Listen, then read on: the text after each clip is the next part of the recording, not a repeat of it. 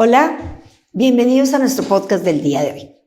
Seguimos hablando de criticidad, seguimos revisando todo lo que son esas decisiones que tienen alto impacto a nivel de los procesos de laboratorio. Alguien me preguntaba, ¿es realmente una decisión crítica la selección de un material de control? La respuesta es, desde luego que sí. El entorno actual, las necesidades asistenciales, la política internacional de seguridad de paciente hace que efectivamente cada vez seamos mucho más exigentes y tengamos unos criterios de calidad, unos requisitos, unas especificaciones muy claras cuando vamos a seleccionar las herramientas, los elementos con los cuales vamos a asegurar la validez de nuestros resultados. Por eso, si es una decisión crítica, es importante que nosotros recordemos desde lo normativo, desde la evidencia que dan los expertos a nivel internacional, como la norma 15189 en la versión 2022 en su numeral 7372, nuevamente es taxativa en la recomendación, en el debe del laboratorio de garantizar la objetividad y la independencia en el aseguramiento de la calidad antes de liberar sus resultados, donde nuevamente nos reitera que la responsabilidad de esa liberación de ese resultado con unos atributos de validez diagnóstica es una responsabilidad nuestra, del laboratorio, no es una responsabilidad de la casa comercial de quien nos da el reactivo o de quien nos pone el sistema analítico. Por eso esta norma en este numeral es enfática en decir la necesidad de implementar controles de calidad de tercera parte o controles de calidad independientes que permitan objetivizar e independizar la toma de decisiones que están asociadas a evaluar el rendimiento y el desempeño del método. Que es necesario que garanticemos que este material sea conmutable, eso es, que tenga un origen que sea similar al de los pacientes que atendemos, es decir, una matriz conmutable a las muestras de nuestros pacientes. ¿Y esta conmutabilidad de qué depende? Depende del origen, depende de la matriz, si es sangre, si es suero, si es plasma recalcificado, si es de origen humano, si es de origen bovino. La responsabilidad en esa decisión crítica es ubicar el material más conmutable, y esto es un control de tercera parte conmutable, de matriz sérica o de plasma o de sangre total, pero que sean de origen humano, lo que me va a garantizar que reaccionan de manera muy similar a cómo reaccionan las muestras de nuestros pacientes con los reactivos que estamos utilizando. Adicionalmente, se enfatiza que dentro de esa decisión es muy importante que el profesional del laboratorio evalúe el número de niveles y las concentraciones de estos niveles para determinar que esas concentraciones son clínicamente relevantes, es decir, que se ajustan a los límites de decisión clínica de la prueba, que se ajustan a los rangos de trabajo.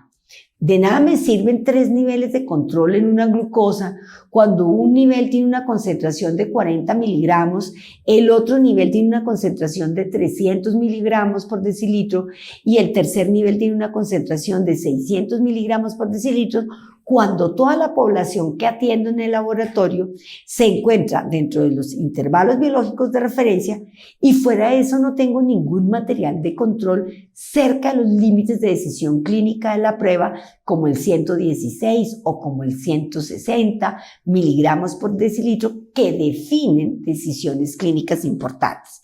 Entonces, es aquí fundamental, y fíjese que se constituye entonces en una parte de criticidad que la selección de ese material de control no es solamente que la matriz sea conmutable, que sea un control independiente, sino que adicionalmente tenga unas concentraciones que sean clínicamente significativas ¿Para qué? Para que le podamos dar aplicabilidad en la interpretación de que lo que está pasando en los materiales de control también está sucediendo en las muestras de nuestros pacientes. No es aquí menos importante hablar de qué, del sistema de control estadístico, es decir, cómo efectivamente la mayoría de estos proveedores de materiales de control nos generan también, nos apoyan con soluciones informáticas como software o como aplicativos web, en donde será muy importante que usted como profesional del laboratorio revise esta herramienta de tal manera que le permita establecer en el monitoreo especificaciones de calidad para monitorear el desempeño que estén basadas, primero, en los desenlaces clínicos. Segundo, si no se pueden los desenlaces clínicos, en especificaciones de la variabilidad biológica.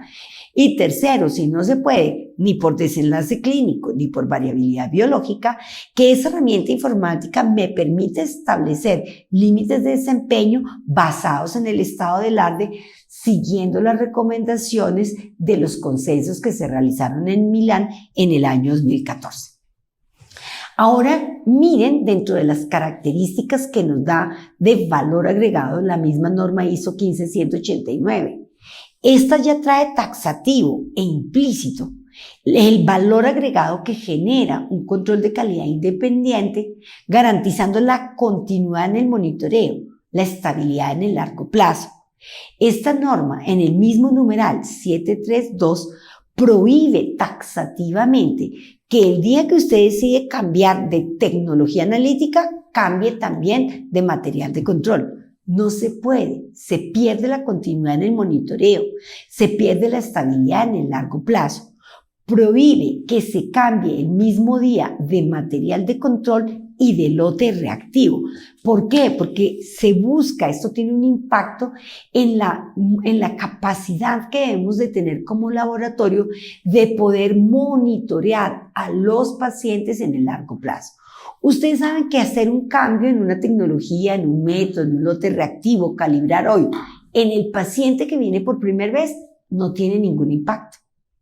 Pero en el paciente que viene a sus controles, al cual se le viene monitoreando un objetivo de tratamiento, al cual se le viene monitoreando una evolución de una enfermedad, un cambio que genere el laboratorio, que impacte la calidad del resultado con sesgos positivos o negativos o variaciones significativas, puede confundir al médico pensando que ese es un cambio del paciente cuando realmente lo que es un ruido analítico del laboratorio.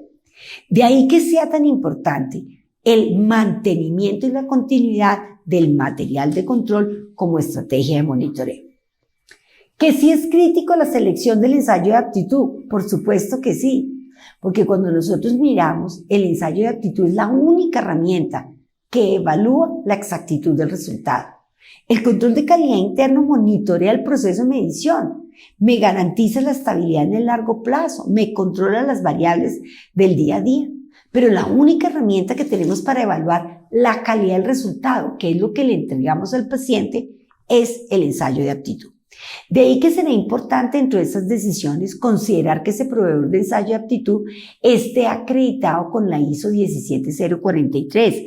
¿Por qué? Porque eso es garantía de la calidad de los materiales, de su homogeneidad y de su estabilidad, del manejo estadístico robusto de la data, de los grupos de comparación, de las características que debe tener el informe de evaluación, cuáles son los inductores estadísticos con que me califica, tiene metas basadas en el estado del arte, trabaja ya con una desviación estándar normalizada, cuál es el valor agregado que me genera ese ensayo de aptitud. Entonces miren, doctoras, cómo en esta decisión crítica el reto principal para nosotros está en el conocimiento. Oye, ¿conozco yo realmente el método de ensayo y las características del desempeño del mismo y cómo las voy a monitorear? ¿Conozco el comportamiento de mi data poblacional? ¿En qué concentraciones se mueven mis pacientes?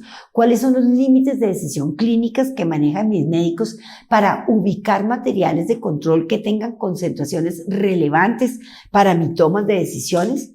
Sé y conozco perfectamente la decisión, las metas de calidad cómo se establecen por desenlace clínico, por variabilidad biológica, por estado del arte. Entonces, a la pregunta, si es una decisión crítica la selección del material de control, la respuesta es sí. Pero yo le añadiría algo más. Realmente aquí lo crítico no es la decisión. Lo crítico es quién toma esa decisión. Porque de verdad, fíjese que el reto está en el conocimiento que nosotros tenemos, de nuestra elección, de nuestra capacidad y de nuestra suficiencia e idoneidad. Depende que esas herramientas de control, que ese ensayo de aptitud tenga la periodicidad de la evaluación que se requiere de acuerdo al riesgo clínico y al volumen de montaje, no al costo del ensayo. De que yo sea consciente cuántos resultados libero por cada parámetro y que un error en el parámetro que más proceso es un error de mayor impacto, por lo tanto tengo más riesgo y eso tiene que estar asociado a la frecuencia evaluativa. Entonces, fíjese, sí, es una decisión crítica la selección del material de control, la selección del ensayo de aptitud. Pero lo más crítico en el laboratorio es a quién le dejamos esa decisión. Un abrazo, nos vemos en el próximo podcast.